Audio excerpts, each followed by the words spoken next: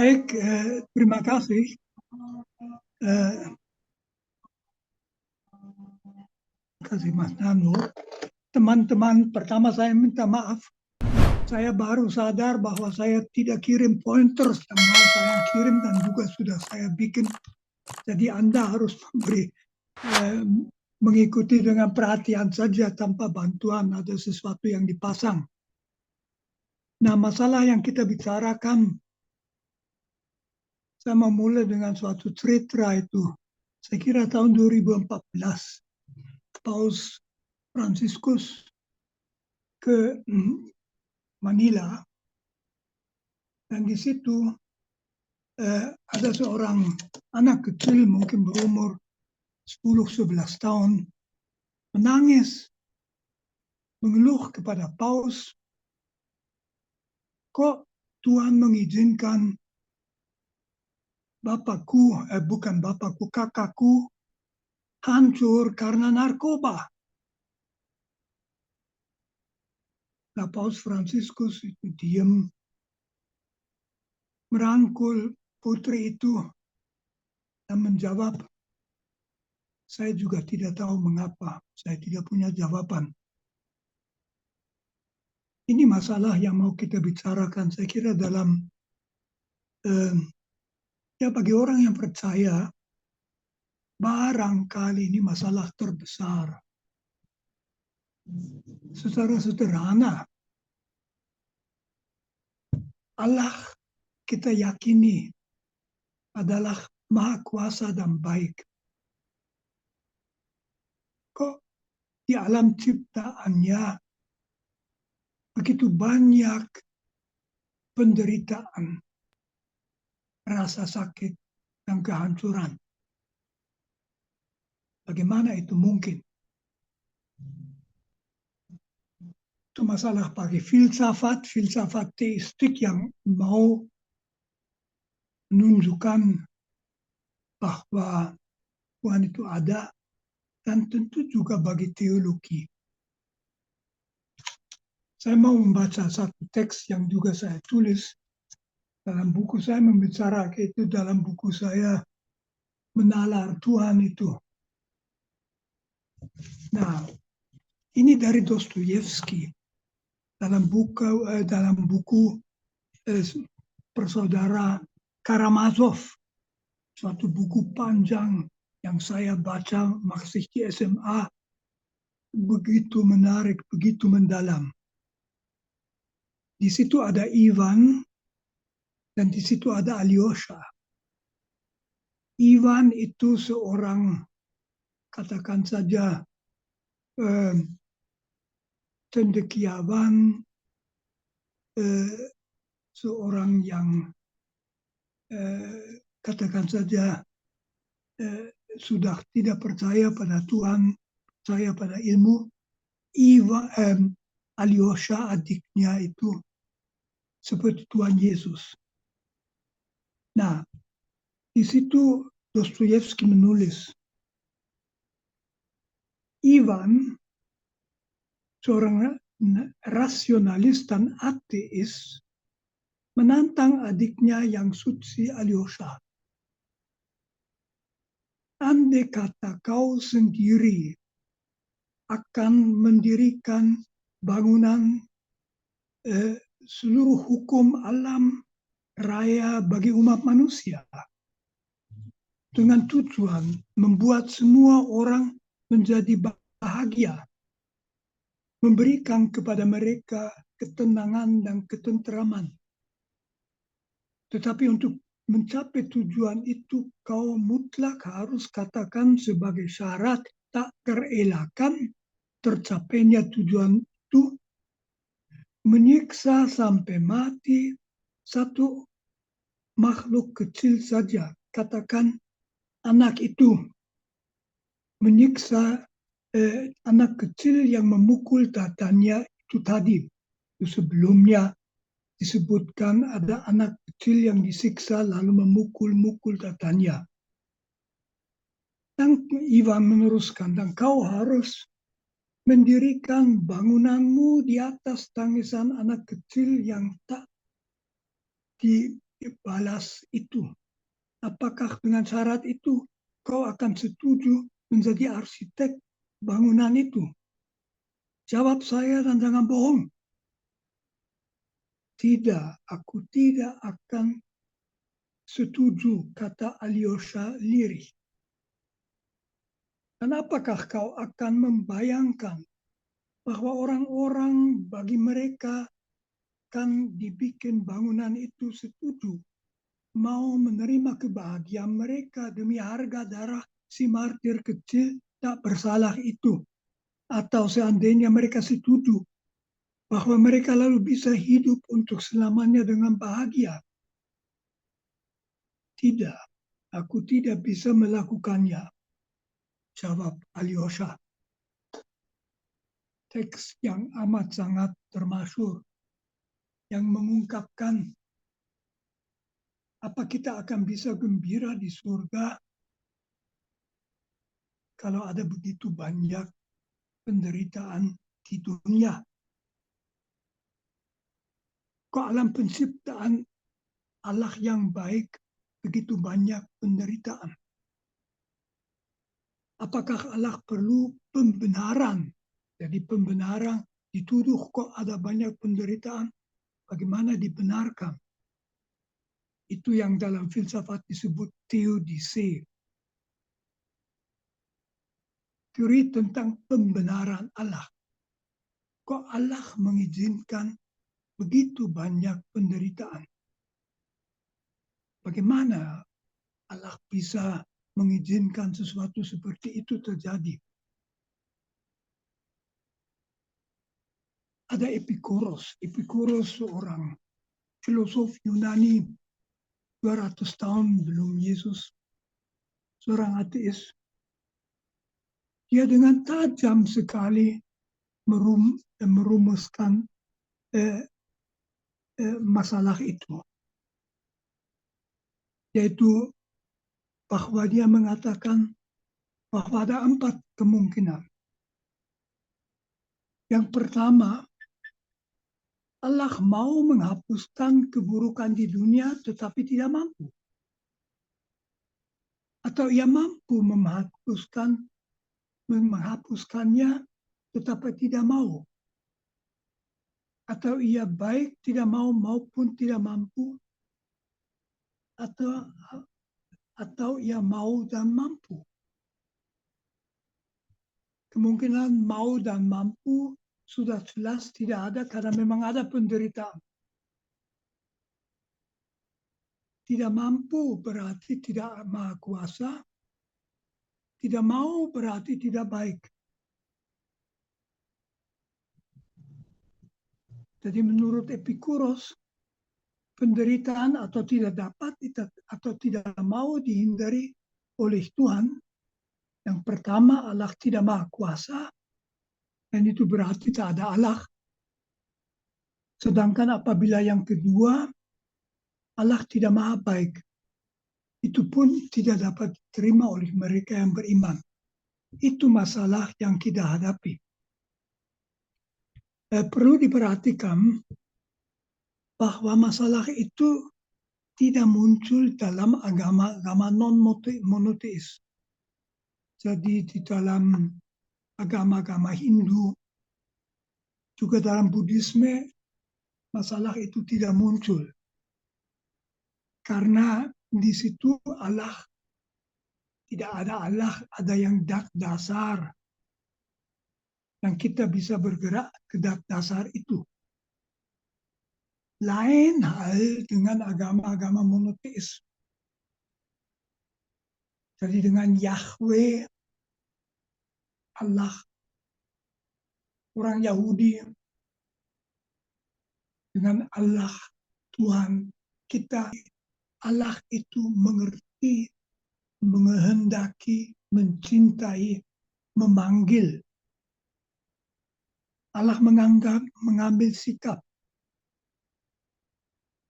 Allah memanggil kita untuk minta jawaban. Di situ lalu muncul pertanyaan, kok kalau begitu mengapa Allah tidak mencegah penderitaan, sekurang-kurangnya penderitaan yang paling sulit, paling keras. Apakah Allah tidak mampu untuk menciptakan tanpa menyiksa? Itu pertanyaan yang diajukan. Jadi Anda melihat itu bukan masalah sepele. Masalah itu oleh kebanyakan ateis yang tidak lagi percaya, yang hidup dalam masyarakat yang masih percaya, dikemukakan. Mereka mengatakan itulah sebabnya aku tidak bisa percaya itu. Dalam filsafat dan teologi, tentu masalah itu diketahui. Dan ada 6 penjelasan yang dalam filsafat diberikan untuk menjawab pertanyaan mengapa Allah yang maha baik dan maha kuasa mengizinkan penderitaan. Jawaban pertama adalah penderitaan adalah hukuman atas dosa-dosa orang yang bersangkutan. Jawaban kedua, penderitaan akan lebih dari diimbangi oleh surga. Jawaban ketiga, pemberitaan menunjukkan mutu, nilai seseorang. 4, penderitaan membersihkan hati manusia. 5, dengan penderitaan dunia itu lebih baik daripada seandainya tidak ada. Dan 6, di hadapan Allah manusia senantiasa harus diam, tinggal menerima saja. Saya mau menunjukkan bahwa 6 jawaban itu ada benarnya, tetapi akhirnya tidak memadai. Penderitaan adalah hukuman atas dosa-dosa. Itu malah dibantah Yesus. Yesus yang mengatakan, apa kamu kira bahwa orang-orang yang mati kejatuhan menara itu lebih berdosa daripada kalian? Tidak, dia bilang. Jadi Yesus sendiri membantah itu, bahwa orang menderita sebagai hukuman atas dosa-dosa. Dan secara sederhana, bisa saja bahwa yang menderita betul-betul merupakan orang buruk, jadi hukumannya. Tapi terlalu banyak orang yang tidak salah. Misalnya, begitu banyak anak kecil, kasus Dostoyevsky tadi, yang menderita. Ada yang disiksa, ada yang dibakar mati. Mereka tidak melakukan dosa. Tidak mungkin penderitaan itu dijelaskan sebagai hukuman atas dosa-dosa. Yang kedua, penderitaan akan diimbangi oleh surga. Jadi seakan-akan Allah mengatakan, ya coba nggak usah diramaikan, kalian nanti masuk surga. Surga itu begitu bahagia, begitu bagus. Penderitaan akan dilupakan. Jawaban yang sangat tidak meyakinkan. Karena orang bisa bertanya, apakah surga itu harus dibayar? Bukankah surga itu anugerah? Apakah hanya orang menderita boleh masuk ke dalam surga? Orang yang tidak cukup menderita belum bisa masuk surga. Kalau kita saja berbuat baik, itu lalu itu tanpa perlu merupakan suatu balasan. Dari kemungkinan kedua itu juga tidak membantu. Yang ketiga, betul banyak orang dalam penderitaan menunjukkan kualitasnya. Mereka lebih matang. Kelihatan mutu orang itu. Dalam penderitaan orang membenarkan diri. Kalau semuanya itu enak dan gampang, ya manusia tidak ditantang. Akan tetapi itu tidak berlaku bagi segenap penderitaan. Penderitaan itu ada yang begitu gawat sehingga menghancurkan orangnya. Mulai dengan meninggalkan trauma yang tidak hilang selama seluruh hidup. Mulai orang itu betul-betul lalu tidak bisa berpikir lagi, merasakan sesuatu kecuali penderitaan. Jadi itu bukan suatu jawaban yang memuaskan. Penderitaan itu jawaban keempat, memurnikan hati manusia. Jadi itu juga ada benarnya. Orang yang menderita dan menerima penderitaan, dia menjadi bebas dari pamrih. Tetapi sama dengan contoh nomor 3, penderitaan menunjukkan mutu seseorang. Ada penderitaan yang amat gawat, yang menyakiti, yang melumpuhkan raga dan jiwa. Ada penderitaan yang seakan-akan menghancurkan orang. Dan ada penderitaan, penyiksaan, dan sebagainya yang luar biasa. Tidak bisa dikatakan penderitaan seperti itu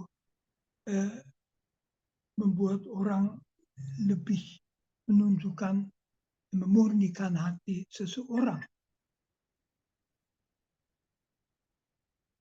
Lalu itu misalnya Leibniz mengatakan penderitaan itu dengan penderitaan dunia itu lebih baik daripada tanpa penderitaan. Saya kira itu betul. Andai kata dunia itu hanya tempat di mana orang menikmati hidup, tidak ada masalah, tidak ada kesulitan, tidak ada rasa sakit. Saya kira itu dunia yang lalu tidak punya mutu.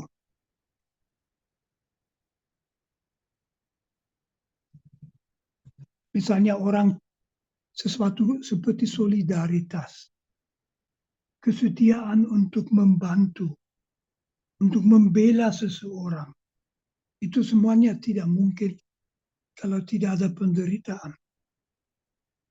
Persahabatan yang mendalam membuktikan diri apabila sahabat itu menderita. Itu semua benar. Akan tetapi, apakah kebaikan dunia dalam keseluruhannya harus dibayar dengan tumbal? Mereka yang menderita keras adalah tumbal supaya keseluruhannya lebih baik. Itu dalam etika disebut utilitarisme. Itu suatu pembuktian yang sangat tidak memadai. Lalu mengenai yang keenam, terhadap Allah orang harus diam, itu dibantah oleh Ayub. Ayub itu dalam kitab Ayub mengatakan, sesungguhnya aku ini terlalu hina. Jawab apakah yang dapat kuberikan kepadamu? Mulutku kututup dengan tangan. Satu kali aku berbicara, tidak akan kuulangi. Bahkan 2 kali tetapi tidak akan kulanjutkan. Jadi Ayub sesudah bicara, berhadapan dengan Allah yang menunjuk pada kebesarannya, mengatakan aku tutup mulut saja, aku tidak mau omong lagi. Yesus tidak mengatakan itu. Kita berhak berkeluh kesah. Kita bahkan berhak menjadi kecewa dan marah.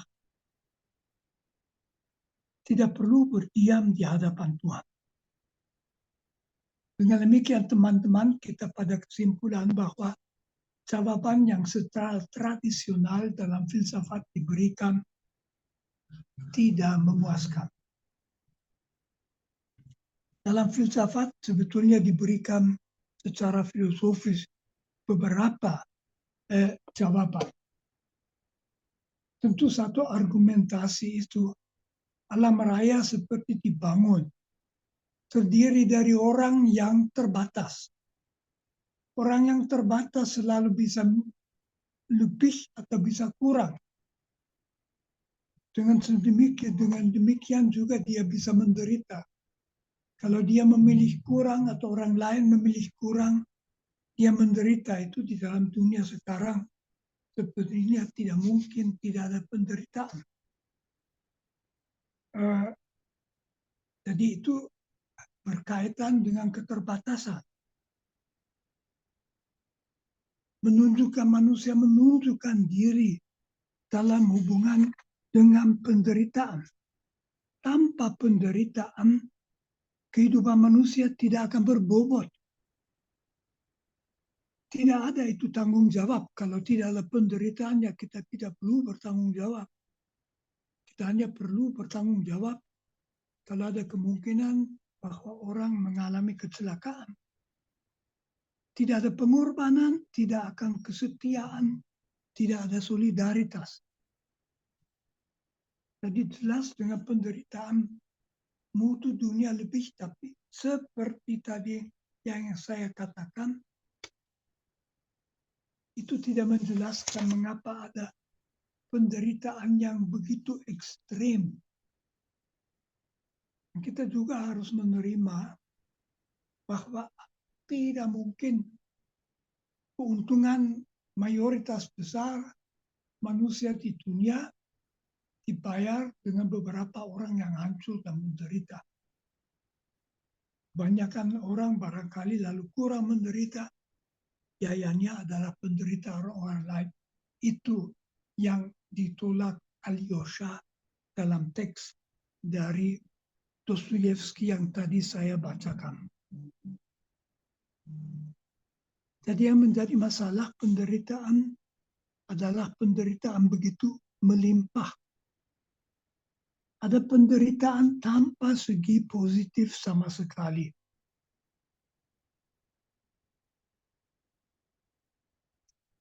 Ya saya bisa cerita dengan ini. Saya punya adik ya. Adik perempuan. Kami sangat dekat. Adik termuda saya. 14 tahun lebih muda dari saya. Dia dalam umur 14 tahun kehilangan imannya. Dan sampai sekarang dia ateis. Suaminya juga ateis. Waktu dia pertama kali hamil, ada suatu reaksi dalam tubuhnya. Anak itu mati dalam kandungan di bulan yang ke-7. Waktu kedua kalinya hamil, dokter-dokter sudah siap. Dan karena mereka memperkirakan akan lagi masalah, lalu anaknya dilahirkan dengan sesar di bulan yang ke-7. Masuk ke dalam inkubator. Setengah tahun hidup dalam inkubator itu, kemudian meninggal. Adik saya mengatakan kepada saya, kamu bisa gembira bahwa aku tidak percaya pada Tuhan. Bagaimana seorang Tuhan bisa melakukan itu pada saya? Saya tentu tidak menjawab. Saya merangkul dia. Saya diam. itu masalah penderitaan. Dengan demikian kita melihat bahwa memang barangkali penderitaan adalah salah satu-satunya masalah atau tantangan bagi kita di mana kita tidak punya jawaban. Jadi pertanyaannya, bagaimana Allah yang Maha Kuasa dan penuh kasih bisa mengizinkan begitu banyak penderitaan yang ekstrem, yang tidak kelihatan ada segi buruk. Ya, seperti Paus Fransiskus, ya saya juga diam. Saya tidak tawarkan suatu kemungkinan. Itu sang masalah yang dihadapi orang. Dan saya anggap sangat penting agar jawaban-jawaban yang dangkal tidak diberikan. Tsunami tahun berapa, 2004 di Aceh yang membunuh 170.000 orang. Luar biasa banyaknya. Ya, jangan dianggap hukuman atas dosa-dosa orang Aceh. Orang Aceh tidak lebih berdosa dari kita di lain tempat di Indonesia. Banyak orang yang bilang hal seperti itu. Ini jawaban yang buruk. Lebih baik mengakui bahwa kita punya jawaban. Akan tetapi teman-teman, saya mau menunjukkan bahwa tidak ada jawaban, tetapi barangkali kita dapat menerima apa yang kita lihat, apa yang kita saksikan. Mungkin pertama kali adalah sesuatu yang memang perlu kita sadari. Tidak mungkin kita tuntut pertanggungjawaban dari Allah. Mengapa? Karena kita tidak mengerti Allah. Dalam filsafat, kita belajar bahwa tentang Allah bicara hanya bisa dengan bahasa analog. Maksudnya apa bahasa analog? Tidak ada kaitan dengan jam tangan analog dan digital. Analog itu adalah cara kita bicara. Ada 3 cara manusia bicara. Univok, equivok, dan analog.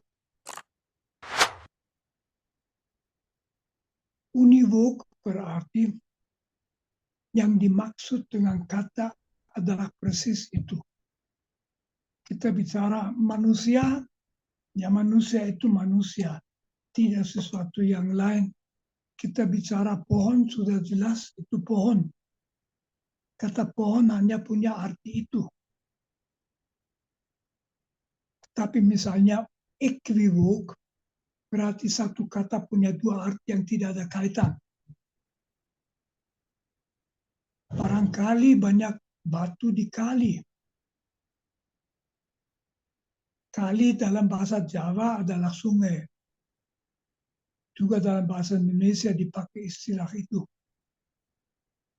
Barangkali beberapa kali jatuh ke dalam kali. Kata kali itu punya 2 arti yang tidak ada kaitan. Jadi kalau orang bicara tentang kali, misalnya tanya sama anak, arti kali itu apa? Dia bisa memberi 2 jawaban. Itu sungai, itu juga istilah dalam menghitung. Yang ketiga adalah analog. Kalau kita bicara tentang Tuhan, kita bicara analog. Misalnya, kita mengatakan Tuhan itu baik hati. Ada sesuatu yang kita ketahui, dan ada sesuatu yang tidak kita ketahui. Yang kita ketahui, inti kebaikan, bahwa kita tidak mau menghancurkan, itu juga tentu Allah mesti baik kalau ada Allah. Tapi apa kebaikan Allah itu kita tidak tahu. Allah adalah lain daripada kita. Allah itu maha kuasa, kita mengatakan itu analog. Tapi apa arti kuasa dari sudut Allah, kita tidak tahu. Kita mengatakan Allah mesti adil, dalam arti tidak mungkin Allah tidak adil. Tetapi apa arti keadilan pada Allah, kita juga tidak tahu. Pikiran Allah lain daripada pikiran kita. Karena itu, kita tahu Allah itu maha kuasa. Kita tahu Allah itu maha baik dan maha kasih. Tapi apa arti ini? Bagaimana itu terungkap oleh Allah? Kita tidak tahu. Jadi tentang Allah, kita hanya bisa bicara dalam arti tentu saja Allah jelas tidak adil. Tapi hanya itu saja. Dari itu kita tidak bisa mengatakannya. Yang bisa menjelaskan hal itu hanya Allah sendiri. Jadi kita harus mendengarkan pada Allah. Nah, dan itu kita bisa mengatakan Allah memang menjelaskan. Bagaimana Allah menjelaskan? Tentu Allah bicara misalnya kepada Musa di Sinai. Allah bicara kepada para nabi. Amat sangat bagus, banyak teks dalam kitab Nabi Yesaya, Nabi Yeremia, Nabi Yehezkiel. Tetapi Allah baru bicara jelas atau memberikan sabdanya dalam Yesus. Jadi Yesus itulah sabda Allah, kita juga mengatakan itu logos. O logos tu eu, sabda Allah. Kalau kita mau tahu siapa Allah, bagaimana Allah, apa kata Allah, kita itu iman, kepercayaan kita, orang Kristiani, kita melihat pada Yesus. Yesus adalah yang menunjukkan siapa itu Allah. Dalam Yesus misalnya, kita melihat bahwa Allah menyelamatkan, menyembuhkan,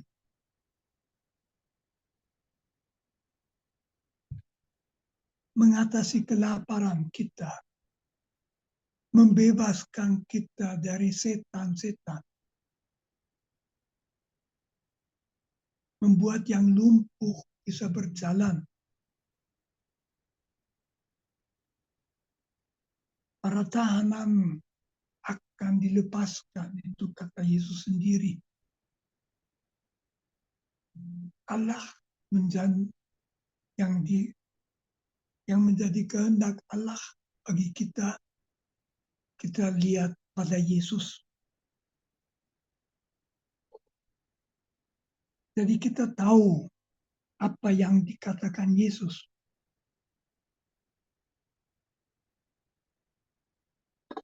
Tetapi yang paling penting, kita melihat Yesus itu.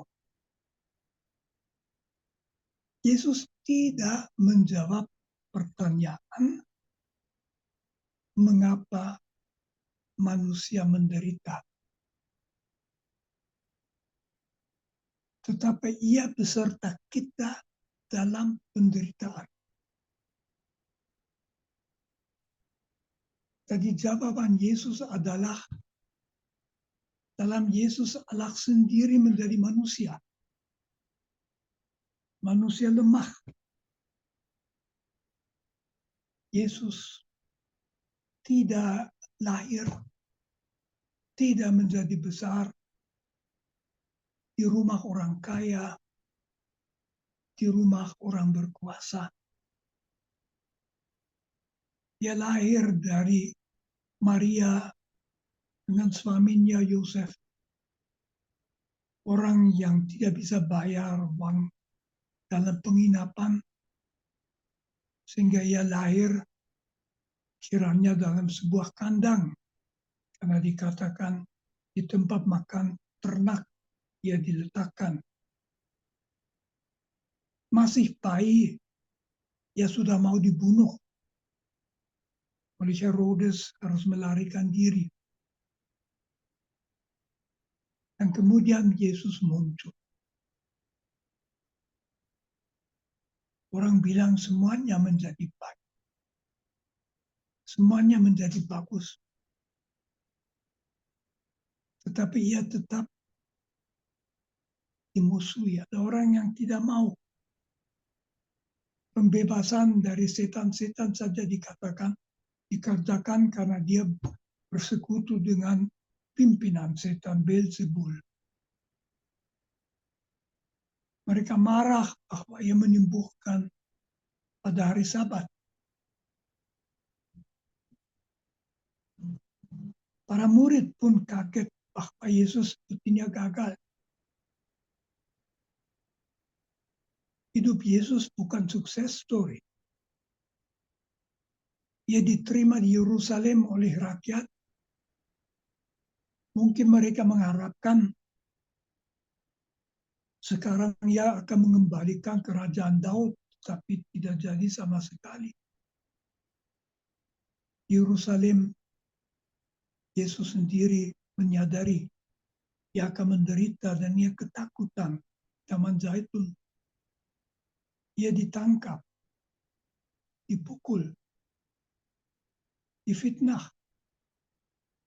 diserahkan kepada orang Romawi.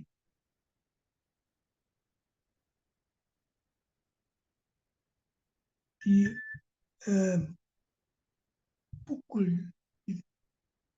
apa saya lupa kata itu.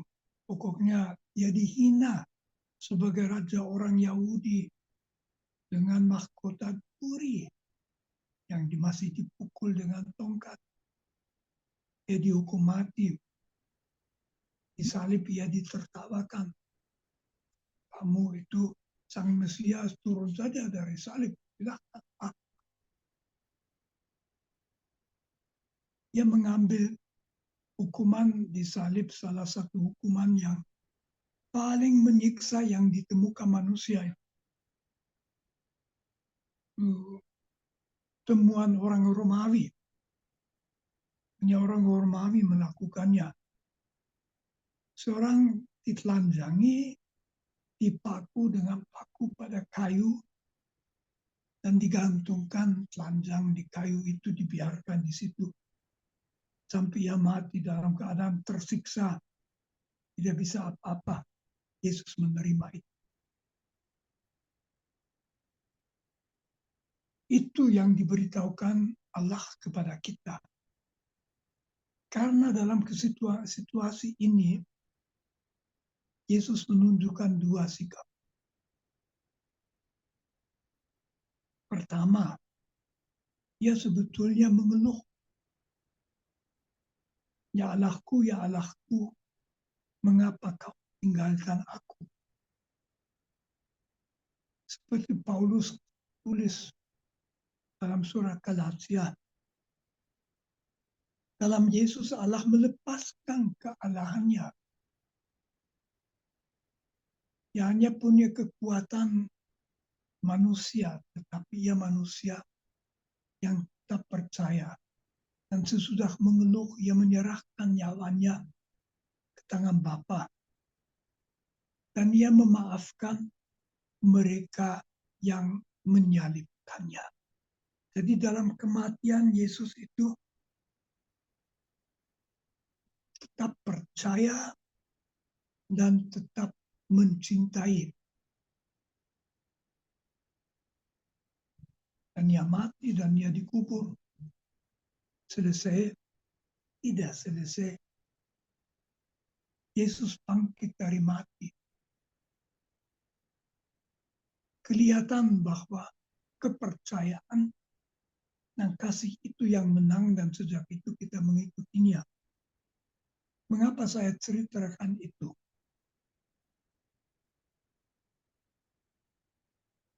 Yesus tidak menjawab pertanyaan yang saya taruh pada permulaan perkuliahan saya ini. Kok Allah yang Maha Kuasa dan baik bisa membuat kita menderita? Tetapi ia dalam Yesus Allah sendiri menjadi solider dengan kita, merasakan yang kita rasakan.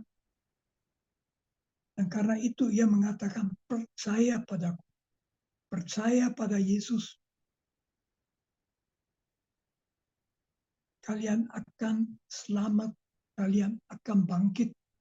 Percayalah bahwa segenap tangisan, tetes tangisan akan disapu dari wajah kalian.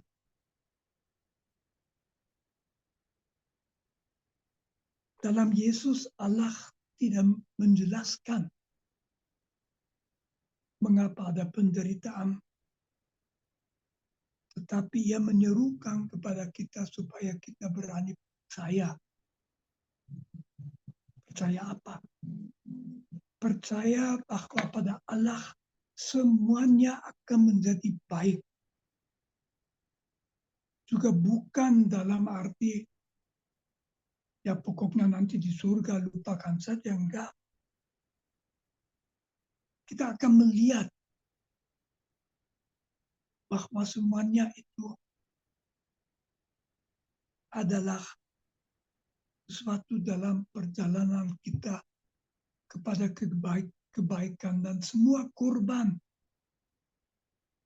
yang ada akan diakui situasi sebagai korban mereka, dan mereka akan melihat dengan mata Tuhan bahwa semuanya menjadi baik. Sekali lagi, kita tidak tahu bagaimana itu. Tetap tidak ada jawaban. Justru itu iman yang dituntut dari kita. Jadi dalam Yesus, Allah sendiri menjalani nasib kita yang betul-betul amat sangat buruk. Kita punya Allah yang tahu apa yang diderita oleh ciptaannya. bukan Allah yang dari atas seakan-akan bertakhta dan hanya menentukan dari atas. Tidak, Allah yang ikut merasakan. Nah, pertanyaan terakhir, apakah suruhan Yesus percayalah boleh kita terima? Apa ada alasan bagi kita untuk percaya pada Yesus? Ada saja dua unsur filosofis yang bisa membantu. Dua unsur itu tidak membuktikan apa-apa, tetapi membuat kita mengerti barangkali. Yang pertama, bayangkan bahwa dengan kematian semuanya habis. Itu juga akan berarti bahwa segenap pengorbanan kecil dan besar sampai mengerikan betul-betul percuma, betul-betul kegagalan. Tetapi ada kenyataan yang kadang-kadang kita alami. Dalam dunia yang begitu banyak masalah mengancam, mengecewakan, kadang-kadang kita bisa mengalami suatu kebaikan betul-betul, bahkan suatu kebahagiaan. Mungkin kebahagiaan yang kecil. Andai kata kehancuran, keputusasaan adalah akhir dari segala-galanya, tidak mungkin kita mengalami suatu kebahagiaan. Barangkali kebahagiaan dalam suatu cinta kasih. Barangkali kebahagiaan kalau kita bisa membuat orang lain bahagia. Percikan kebahagiaan itu sepertinya menunjukkan keputusasaan, penderitaan, kehancuran dikorbankan bukan yang terakhir. Yang kedua adalah gejala hati nurani. Mengapa hati nurani? Hati nurani adalah sesuatu yang dimiliki setiap orang. Mungkin orang sederhana dulu juga sudah punya sama dengan kita. Hati nurani dimiliki orang dari segenap agama. Bahkan orang yang tidak beragama. Orang ateis modern misalnya. Mereka tahu apa itu hati nurani. Hati nurani adalah gejala yang sebetulnya sangat mengherankan. Sesuatu yang pada binatang kita tidak lihat. Memang kita tidak bisa mengerti komunikasi. Hati nurani adalah kesadaran bahwa bagaimanapun juga kita harus selalu memilih yang baik dan tidak pernah yang jahat. Tidak pernah bertindak tidak adil. Tidak pernah boleh memberikan ruang kepada kebencian. Bahwa kita selalu diharapkan bersedia memaafkan, membantu orang supaya mengalami keadilan. Dari mana? Hati nurani itu tentu tidak dari kita, karena kita berhadapan dengan hati nurani. Kita sering tidak menghiraukan hati nurani. Kita terlalu tertarik oleh nafsu kita, oleh emosi kita, oleh macam-macam dorongan kejahatan, tapi kita tahu bagaimana seharusnya dan bahwa mutu kita makin besar, makin kita taati hati nurani. Bahkan pengalaman mengikuti hati nurani itulah yang membuat bahagia. Bukan makan banyak, menikmati macam-macam, membuat bahagia. Mengikuti hati nurani, membuat nyata hati nurani dalam hidup kita itu bisa bikin bahagia. Ketika hitung bagaimana kita sendiri. Hati nurani itu sepertinya biji keilahian sendiri yang ada dalam diri kita. Yang seakan-akan mengatakan betapapun kita melihat keburukan segala macam,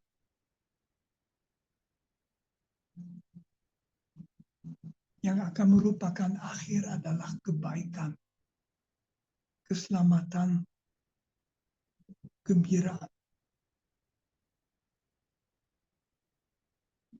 Tentu alasan ketiga, percaya pada Yesus adalah Yesus sendiri. Yaitu keuntungan kalau kita termasuk mereka yang percaya pada Yesus. Yesus sendiri begitu meyakinkan. Yesus sendiri begitu penuh kebaikan. Dan dalam situasi di mana kita mendapat kesan Yesus gagal,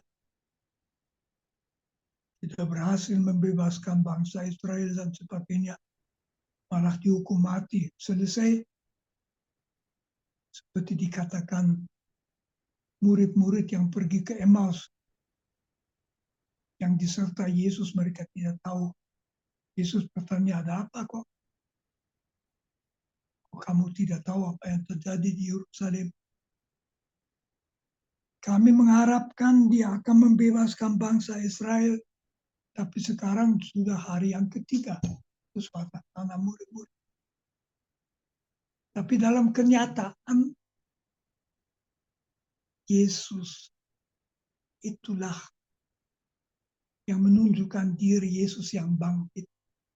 Kepada Maria Magdalena, kepada dua wanita, pada murid-murid, pada banyak orang, mereka mengalami ia hidup.